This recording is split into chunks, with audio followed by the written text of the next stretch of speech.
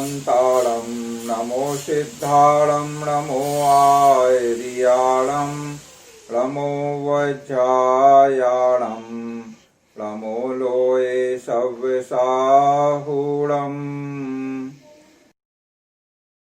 अभी आपने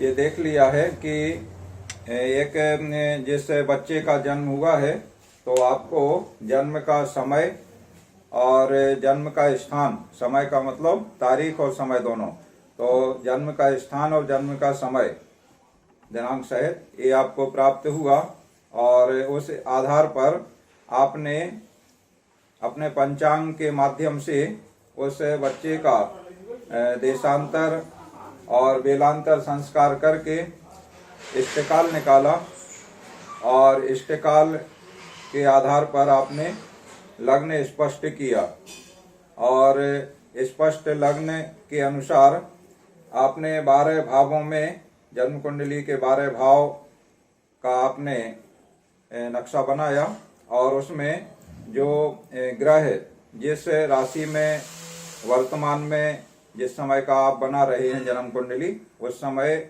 जो ग्रह जिस राशि में है उतने नंबर की राशि में आपने उस ग्रह को स्थापित कर दिया।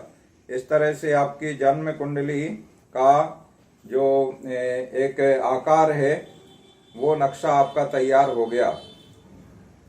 इसमें आगे जो बात आती है वह है नवग्रह को स्पष्ट करने की। नवग्रह स्पष्ट करना हमने आपको बताया था और बड़ा आसान है।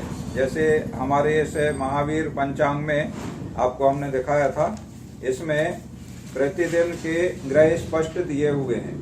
आपके पास जो भी पंचांग है उसमें अगर प्रतिदिन के ग्रह स्पष्ट दिए हुए हैं तो उन ग्रह स्पष्ट में आपको इष्टकाल के अनुसार स्पष्ट करना होगा। जो ग्रह स्पष्ट दिए रहते हैं पंचांग में वो उसमें लिखा होगा, या तो सूर्योदय के समय का दिया होगा या कोई कोई पंचांग में प्रातः 5 बजे या 5:30 बजे इस तरह दिया रहता है। तो जितने बजे या सूर्योदय का जो समय है उस समय के ग्रह स्पष्ट दिए हैं। आपको आवश्यकता है जितने जो आपका इष्टकाल है, यानी जितने समय पर बच्चे का जन्म हुआ है उतने समय पे ग्रह की स्थिति क्या थी। देखो सभी ग्रह गतिशील हैं और ये ग्रह इनकी प्रतिदिन की गति भी इसमें महावीर पंचांगम में दी हुई है। तो वो प्रतिदिन की गति के आधार पर उनकी जन्म के समय माने इष्टकाल के समय किस राशि के कितने अंश, कितने कला और कितने विकला पर वह ग्रह है, ये चीज हमें आवश्यकता पड़ती है। तो ये आपको 9 ग्रहों का निकालना होता है, जिसमें चंद्रमा स्पष्ट करने का तरीका थोड़ा पृथक है और शेष 8 ग्रह जो बचे उनका स्पष्ट करने का तरीका एक समान है। अब आप देखें चंद्रमा स्पष्ट करने का जो तरीका है उसके लिए हमें आवश्यकता पड़ती है भयात और भभोग की। हमने व्हाइट बोर्ड आपको शेयर किया है जिसमें भयात की परिभाषा और भभोग की परिभाषा हमने लिखी है। आप बता सकते हैं कोई भयात किसे कहते हैं? संकल्प बताओ, भयात क्या कहलाता है? जन्म नक्षत्र का समय, बीत चूक का समय जो है बहुत अच्छा। हाँ, इतनी सरल हमने परिभाषा आपको दी है। आप ज्योतिष के बड़े बड़े ग्रंथ और पुस्तकें पढ़ेंगे तो इतनी चीज समझने में आपको बहुत समय लग जाएगा। इतना उसमें मतलब बढ़ा चढ़ा के और घुमा फिरा के बात को बताया जाता है।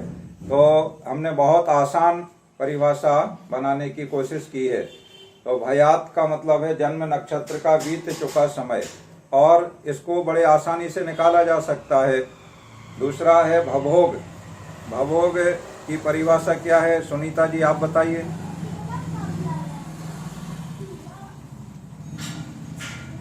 सुनीता जी। नहीं पता, मेरे को याद नहीं किया है मैंने। नहीं, एक आधी लाइन की परिभाषा है, 5 शब्द हैं केवल।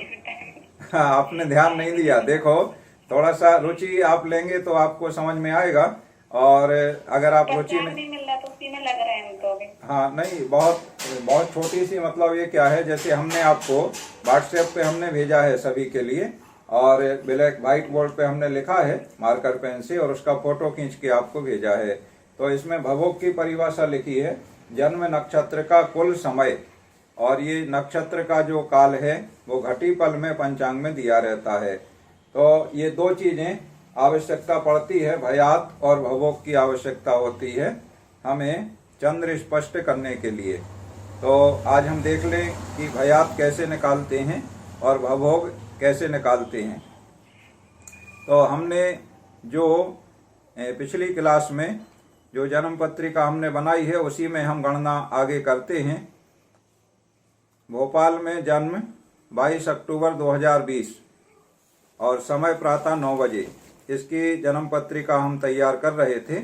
और भोपाल का रेखांश 77 अंश 30 कला, और देशांतर हमने निकाला था 5 अंश के लिए, जो हमारा मानक देशांतर रेखांश है भारत का 82 अंश 30 कला। एक प्रश्न आया था कि ये 82 अंश 30 कला हमारे यहाँ जो निश्चित है, तो जीएमटी क्या होता है। जीएमटी से संबंधित प्रश्न एक शिक्षार्थी ने रखा है, तो हम आपके लिए बता दें। जीएमटी का मतलब होता है Greenwich mean time. Greenwich mean time, Hindi में कहें तो ग्रीनविच तो संज्ञा नाम है, ग्रीनविच का मध्यम समय। ग्रीनविच का मतलब जो हमारा ये देशांतर है रेखांश, जैसे हमारे देश का 82-30 हमने निश्चित किया है हमारी सरकार ने, तो ग्रीनविच का ये रेखांश है 0। जो हमारी भूमध्य रेखा है, जो हमने प्रारंभ में ही आपको बताया था कि पहले इसको लंका से निकलना माना गया था और अभी ग्रीनविच से माना जाता है प्रारंभ। तो जिस समय ग्रीनविच स्थान पर 0 बज रहा होगा या कोई भी टाइम मान लो 1 बज रहा है, तो उस समय हमारे देश में माने भारत में, भारत की घड़ी में कितना बज रहा होगा। तो ग्रीनविच में अगर 0 समय है तो हम देखें वहाँ का रेखांश है 0 और हमारा रेखांश है 82 अंश 30 कला।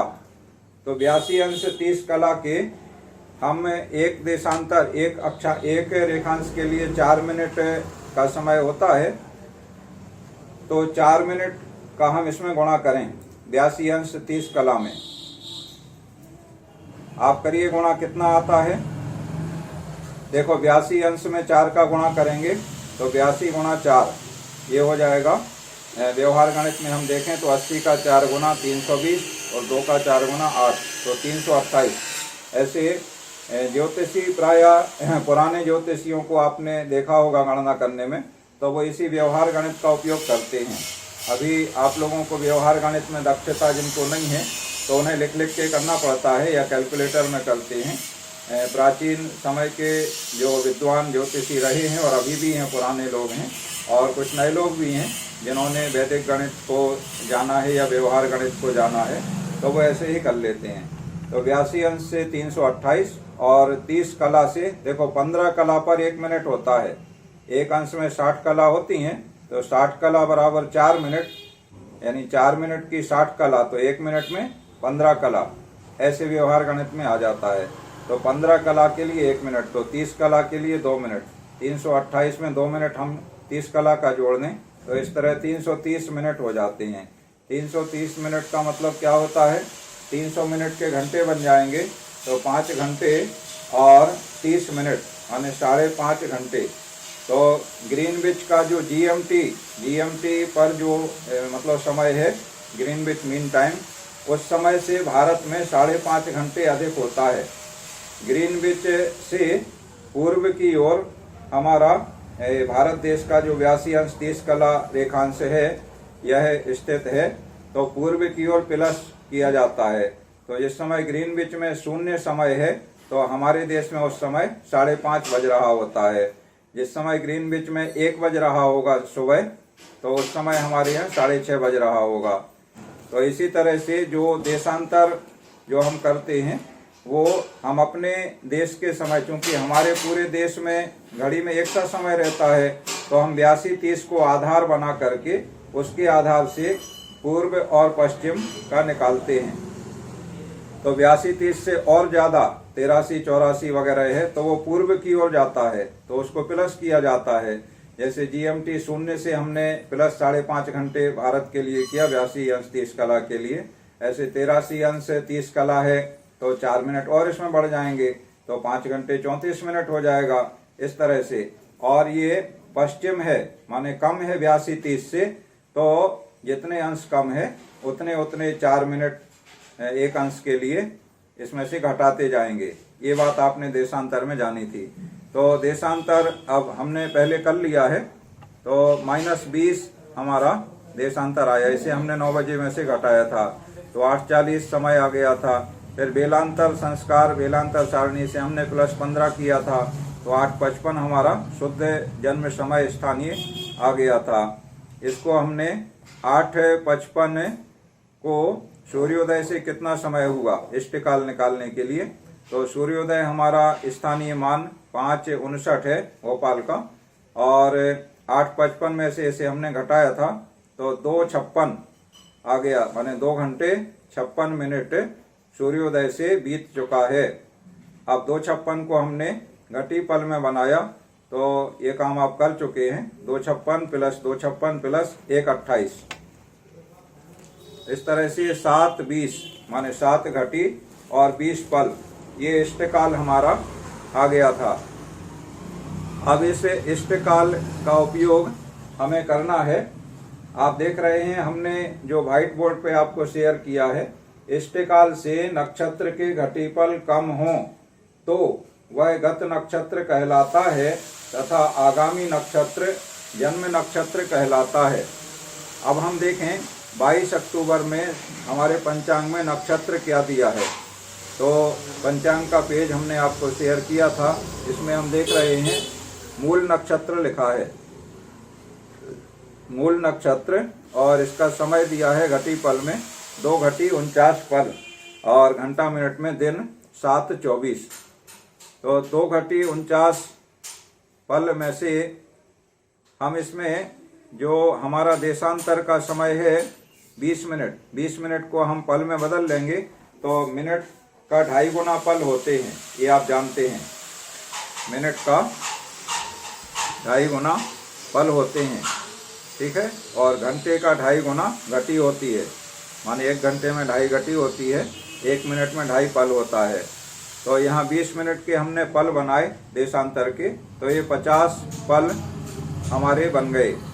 इसको हमने मूल नक्षत्र का जो मान पंचांग में दिया है 2:49, तो 2:49 में से हमने ये 50 पल घटाए। अब हम देखो बोर्ड हम निकाल लें और बोर्ड पे हम आपको लिखते हैं, कहाँ है व्हाइट बोर्ड, हाँ देखो ये मूल नक्षत्र दिया है 2:49 घटी पल, इसमें से हमने घटाया माइनस देशांतर 50 पल, तो 0:50 ऐसे लिखेंगे। अब इसको हमने घटाया तो 49 ज़्यादा है और ये 50 कम है, तो 1 यहाँ से ले लेंगे, तो ये हमारा बचेगा 59:1।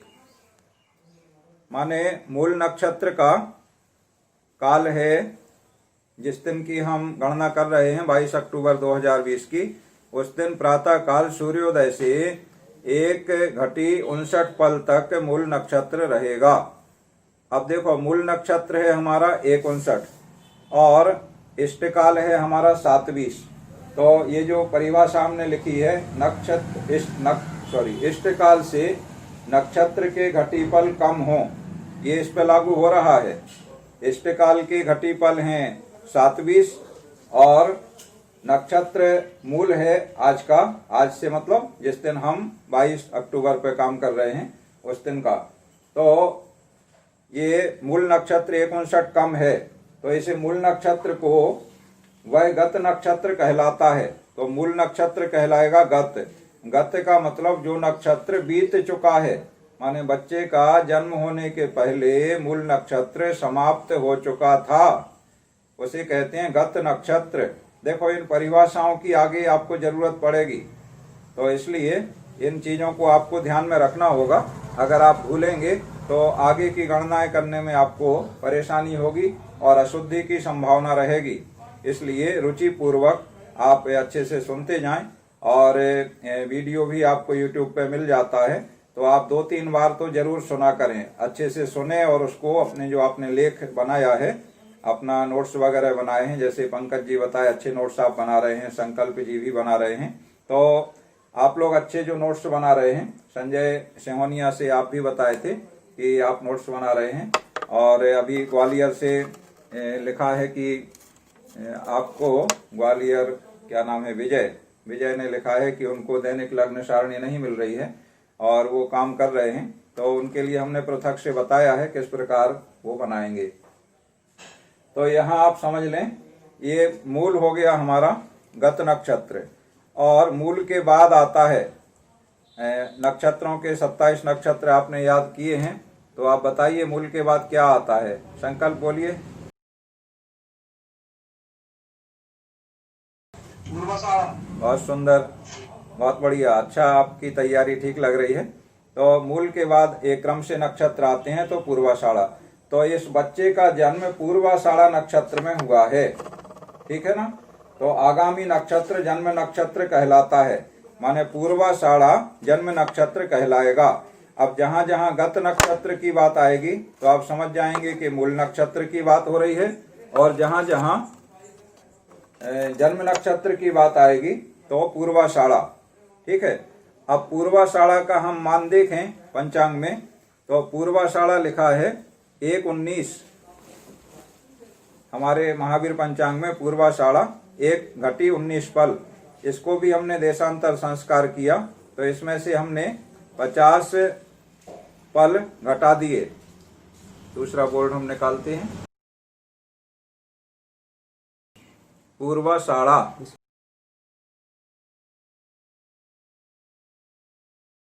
पूर्वाषाढ़ा इसमें दिया है 1 घटी 19 पल, और इसमें से हमने माइनस किया देशांतर संस्कार, तो 0-50। 1-19 में से 0-50 घटाएंगे, 19 में से 50 हमें घटाना है, तो 19 कम है 50 ज्यादा है, तो यहाँ से 60, 1 घटी का 60 पल हम लेंगे, तो यहाँ 79 हो जाएगा। 79 में से 50 घट जाएगा, तो ये बचा 29 पल, माने 0 घटी 29 पल, ठीक है। ये जन्म नक्षत्र है हमारा, ये हमें अभी आवश्यकता पड़ने वाली है भयात भवोग में, तो ये हमने निकाल लिया। दूसरी इसमें जो परिभाषा दी है, इष्टकाल से नक्षत्र के घटीपल अधिक हों तो वही नक्षत्र जन्म नक्षत्र कहलाता है। तो यहाँ ये दूसरी वाली परिभाषा लागू नहीं हो रही है, क्योंकि इष्टकाल से नक्षत्र के घटीपल अधिक नहीं है, माने जो मूल नक्षत्र है जिस दिन का जन्म है, तो मूल नक्षत्र के घटीपल कम है, तो दूसरी परिभाषा लागू नहीं हो रही है। तो पहली परिभाषा हमने लागू कर दी, माने मूल नक्षत्र हो गया गत नक्षत्र, और पूर्वाषाढ़ा नक्षत्र हो गया हमारा जन्म नक्षत्र, माने इस बच्चे का जन्म पूर्वाषाढ़ा नक्षत्र में हुआ है, ये हमने तय कर लिया। अब पूर्वाषाढ़ा नक्षत्र का हमें भयात और भवोग निकालना है, माने पूर्वाषाढ़ा नक्षत्र का कितना समय बीत चुका है और पूर्वाषाढ़ा नक्षत्र का कुल समय कितना है। कुल समय से मतलब क्या है, नक्षत्र जब से शुरू हुआ नक्षत्र समाप्त होने तक का काल, जैसे ही पूर्वाषाढ़ा समाप्त होगा तो इसके बाद का उत्तराषाढ़ा नक्षत्र प्रारंभ हो जाएगा। तो उत्तराषाढ़ा के प्रारंभ होने का काल पंचांग में इसके अगले दिन 24 तारीख को दिया हुआ मिलेगा, तो उससे भी हम निकाल सकते हैं। और इसका जो तरीका है निकालने का वो आप देखिए किस तरह से निकालते हैं, ये हम लिख रहे हैं। भयात पहले हम भयात निकाल रहे हैं और फिर हम निकालेंगे भभोग। तो सबसे पहले हमें करना रहता है 60 घटी में से हम जो नक्षत्र हमारा बीत चुका है उसके घटीपल घटा दें। तो 60 घटी में से नक्षत्र हमारा बीत चुका है, मूल नक्षत्र कितना था इसका मान 1:59 संस्कार करने के बाद, तो 1:59 ये हमने घटा दिया तो आ गया 58:1 या 01 लिखें। ठीक है, ये प्रक्रिया सभी में करना रहेगी। 60 घटी फिक्स है, 60 में से घटाना है गत नक्षत्र का घटीपल, तो हमने घटा दिया तो 58:01 आ गया। अब 58:01 में भयात निकालने के लिए ये 58:01 हम लिखेंगे और 58:01 में इष्टकाल जोड़ देंगे। तो इष्टकाल कितना है हमारा घटीपल में 7:20 और 7:20 इष्टकाल जोड़ने से, देखो हम यहाँ इष्टकाल नहीं लिख रहे हैं, हमारे व्हाइट बोर्ड पे जगह ज़्यादा नहीं है इसलिए हम लिख नहीं रहे हैं, लेकिन हम बोल रहे हैं तो आप लिखते जाएं तो आपको याद रहेगा, या बाद में आप वीडियो सुनेंगे तो उससे आप निकाल लेंगे। ठीक है ना। तो हमने 7:20 इष्टकाल इसमें जोड़ दिया, हम यहाँ ये लिख देते हैं समझने के लिए। अब इसका जोड़ कैसे करेंगे, देखो 20 में ये हमने 1 जोड़ा तो 21 तो हो गए ये हमारे पल। अब देखें घटी, तो घटी यहाँ 58 हैं और 7 है, 58 में हमने 7 जोड़ा तो कितने हो गए 65। और ये भयात जब 60 से ज़्यादा हो जाता है तो 60 कम करके लिखा जाता है, तो भयात कहलाएगा 5:21। 5:21 का मतलब क्या हो गया, संकल्प ने अभी बताया था जन्म नक्षत्र का बीत चुका समय। जन्म नक्षत्र कौन सा है हमारा पूर्वाषाढ़ा, तो पूर्वाषाढ़ा का 5 घटी 21 पल बीत चुका है, ये आ गया। यहाँ 65-21 नहीं लिखेंगे, ध्यान रखना 60 से ज्यादा होगा तो 60 को हम इसमें कम कर देंगे और शेष लिखेंगे। तो भयात हमारा हो गया 5:21, 5 घटी 21 पल।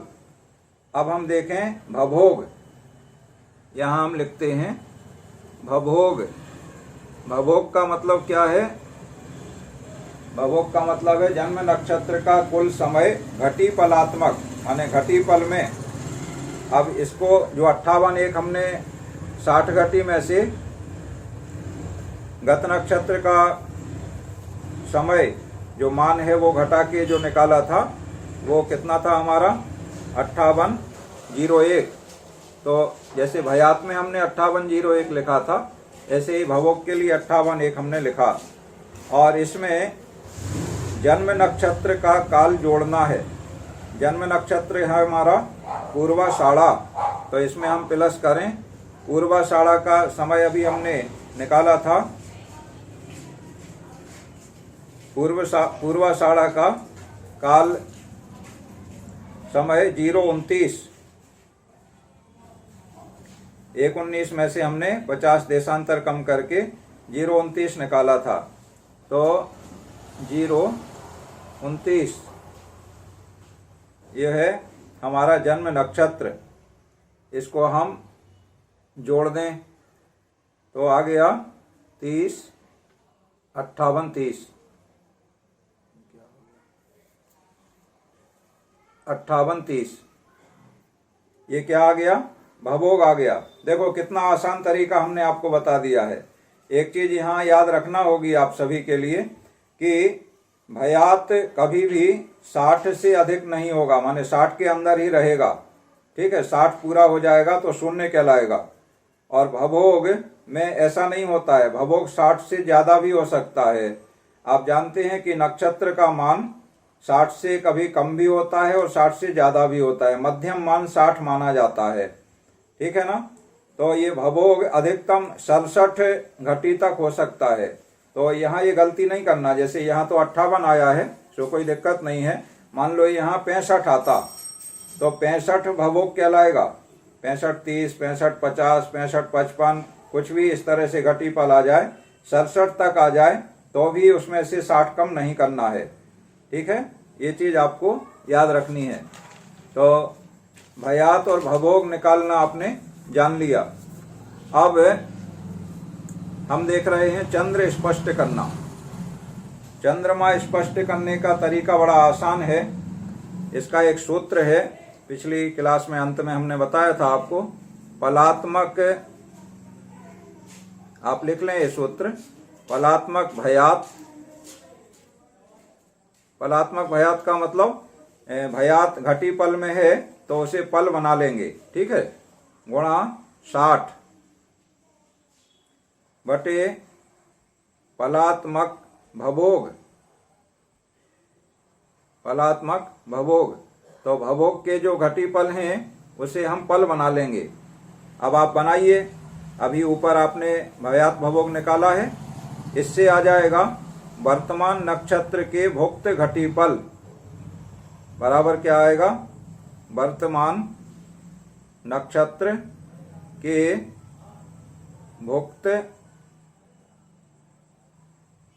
घटी पल, ये आएगा। तो 5-21 भयात है हमारा, 5-21। 5-21 को हमने 5 घटी के पल बनाए तो 300 और 21, तो 21 रहेगा, तो 321 और बटे इसी तरह भवोग के बना लेंगे। और ऊपर भयात में 321 में 60 का गुणा करेंगे तो ये संख्या आ जाएगी 321 गुणा 60। आप कैलकुलेटर में भी कर सकते हैं, तो 19,260 आ गया। और नीचे भवोग 58-30 आया था, हाँ।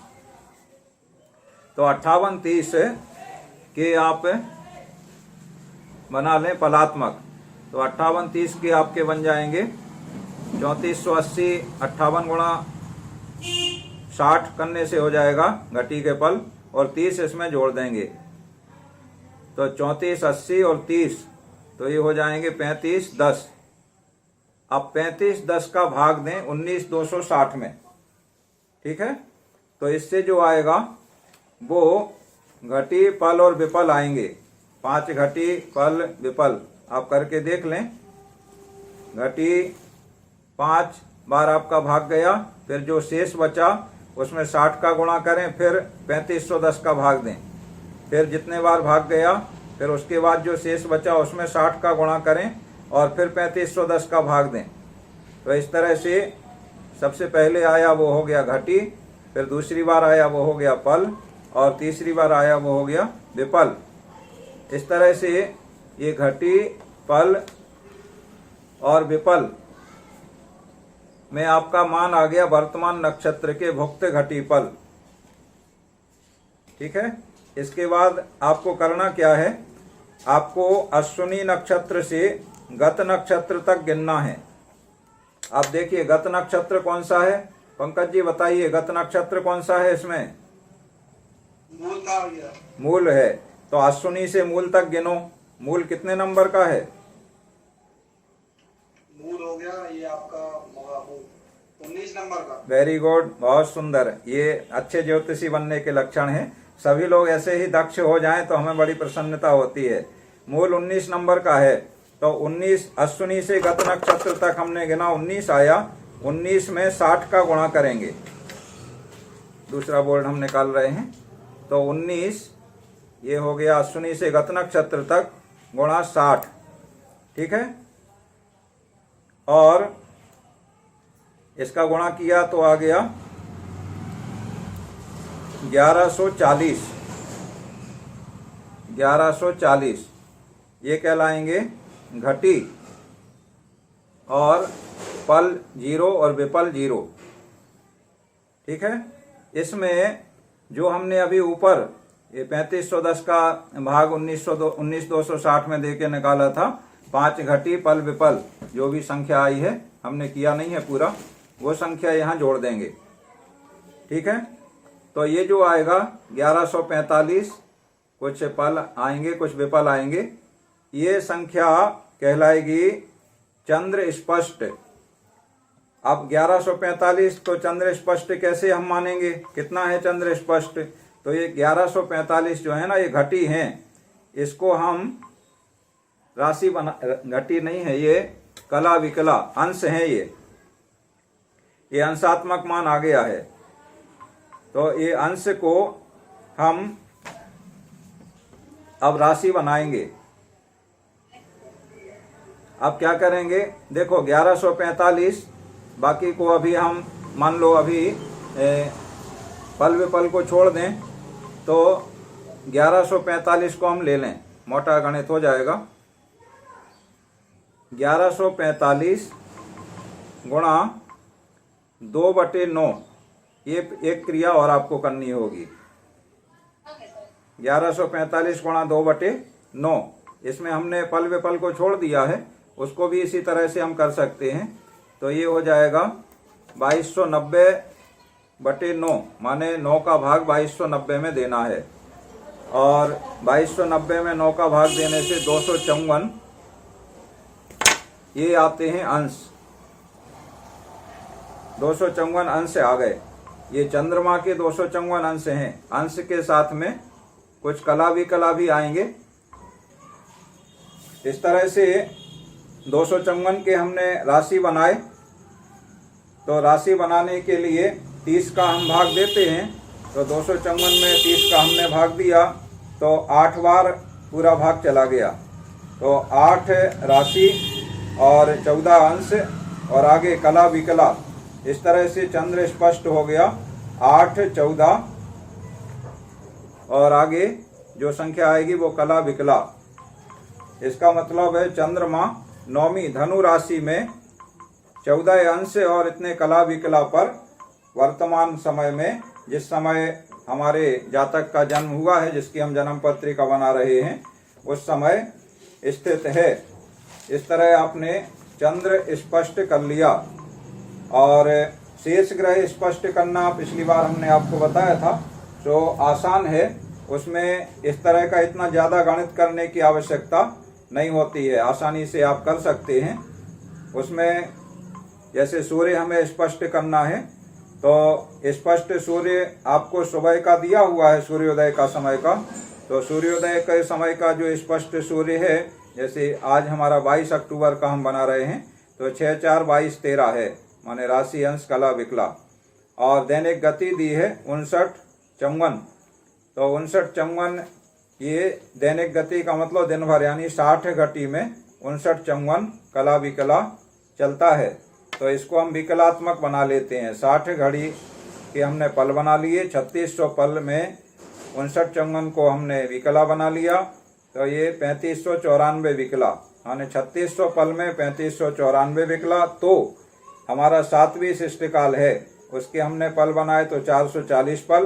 तो 440 पल में कितने, तो 440 गुणा 3594/3600, इस तरह हमने निकाला। तो 360 का भाग दिया तो ये आ गया 6, 4 और इष्टकाल 6, 4, 22, 13। ये प्रातः स्पष्ट सूर्य है और इसमें इष्टकाल तक की गति आ गई 7, 19 कला विकला में। इसको जोड़ दिया तो इष्टकाल पर सूर्य स्पष्ट हो गया 6, 4, 29, 32। और इसी तरह सभी ग्रह का हम निकाल सकते हैं। कोई ग्रह अगर वक्री है तो ध्यान रखना होगा, जो इष्ट काल का हमने मान निकालना है गति का, तो वो प्रातः स्पष्ट सूर्य में से घटा देते हैं और मार्गी ग्रह में जोड़ देते हैं। बस इतना ध्यान रखना होता है। ऐसे 9 ग्रह आप स्पष्ट कर लेंगे। तो आज आपने विशेष रूप से जान लिया भयात कैसे निकालते हैं। जैसे जन्म नक्षत्र का बीते चुका समय कहते हैं। भवोग कैसे निकालते हैं, जिसे जन्म नक्षत्र का कुल समय घटी फलात्मक, ये निकालना आपने जान लिया है। चंद्र स्पष्ट करना आपने जान लिया है। शेष 8 ग्रह स्पष्ट करने का तरीका आपने समझ लिया है। इस तरह से अब आपकी जन्म पत्रिका के लिए जो चक्र है वो आपका तैयार हो गया। आगे हम आपको बालक का, बच्चे का जन्म किस दशा में हुआ है, 3 दशाएं प्रचलित हैं हमारे यहाँ ज्योतिष में, विंशोत्तरी दशा, अष्टोत्तरी दशा और योगिनी दशा, जिनके अनुसार जातक के भविष्य के बारे में कथन किया जाता है। तो इनके बारे में हम विस्तार से बताएंगे। 12 भावों का फल किस प्रकार से होता है, भाव स्पष्ट करने का भी विधान है, उसके बारे में भी हम आपको जानकारी देंगे।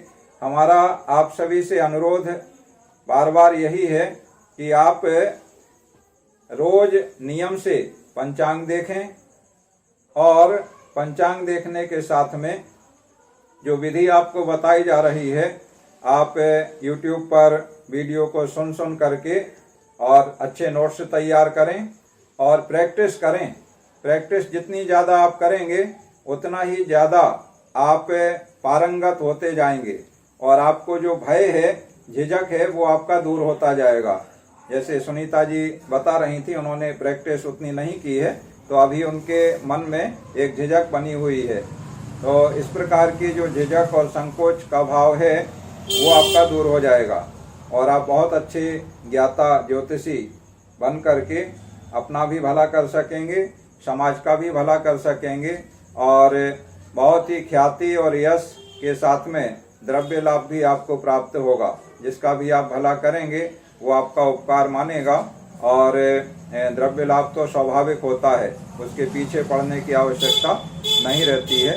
तो इस प्रकार से आज की क्लास यहाँ पूर्ण होती है। जिन लोगों ने पिछली बार जो प्रश्न दिया था उसे अगर नहीं किया है तो कृपया वे अवश्य करें। अपने नगर में बच्चे के जन्म का समय लेकर के और उस समय की पूरी गणना आप देशांतर संस्कार, वेलांतर संस्कार करके इष्टकाल निकालें, लग्न स्पष्ट करें और भयात भवोग निकालें और सभी चंद्र ग्रह और नवग्रह स्पष्ट करें और स्पष्ट करके कुंडली के 12 भावों में उन्हें आप लिखें किस प्रकार से लिखा जाता है। और इस प्रकार करके आप जिस कॉपी में आप कर रहे हैं डायरी में, तो उसका फोटो खींच करके आप, जैसे पंकज जी ने भेजा है आज हमें, तो ऐसे आप भेजें तो हम देखेंगे कि आपने कितना अच्छा किया है या कहीं त्रुटि की है। तो अगर आप त्रुटि कर रहे हैं तो उसका हम आपको सुधार करा देंगे। क्लास का समय कम रहता है तो ज़्यादा इसमें चर्चा नहीं हो पाती है, तो हम पृथक से आपको व्हाट्सएप पे आप हमें भेजें, हम आपको बता दिया करेंगे। इस प्रकार आज की क्लास यहाँ पूर्ण होती है। आप सभी ने रुचिपूर्वक क्लास में भाग लिया, अच्छे तरीके से समझा, इसके लिए आपके उत्साह के लिए आपको बहुत बहुत धन्यवाद। नमो अरिहंताणम्।